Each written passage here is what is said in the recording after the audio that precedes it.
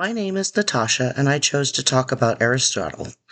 Aristotle was born in the city of Stagira in northern Greece in the classical period, which was in 384 BC.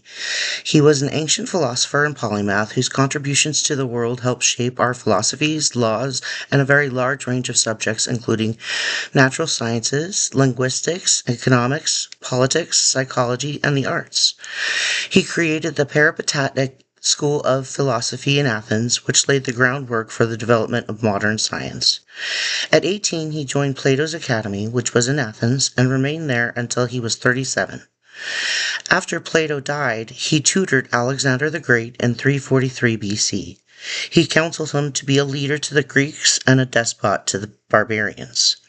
He built a library in the Lyceum, which was a building that he rented in Athens, and produced hundreds of books on papyrus scrolls. He established his own school and taught there for 12 years, conducting courses and research. He lectured small groups of distinguished students. Some of his students were Theophrastus, Eudemus, and Aristonexus.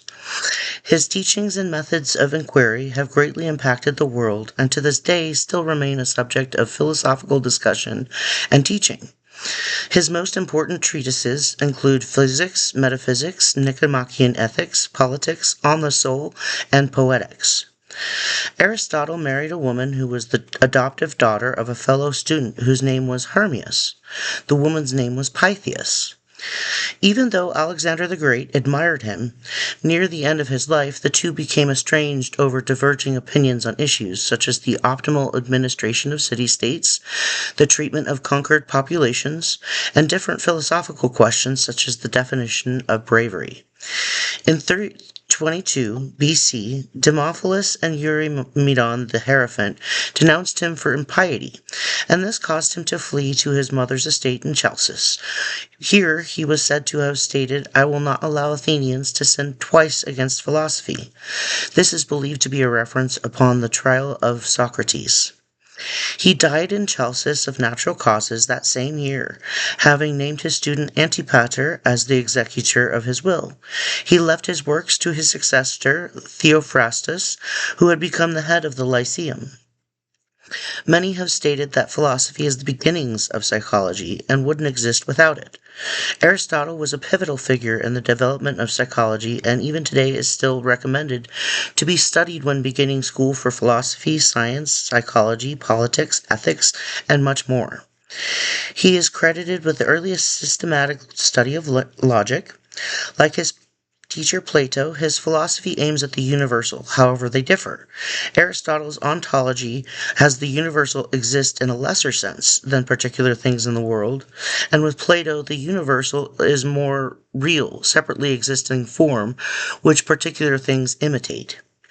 His works are still being discussed in depth by philosophers, scientists, psychologists, doctors, physicists, and more. His ideas have been the foundation for logical thinking, and much of our current politics and government can safely say that Aristotle was a founding father in the ideas that we use still for our society, government, politics, and more. Aristotle distinguished between the four different causes: the material cause, which describes the material of what something is composed of; the formal cause is its form or the arrangement of that matter; the efficient cause is the primary source, i.e., either the agent or agency of particular events or states of affairs; and the final cause is its purpose or the reason why it exists or is done.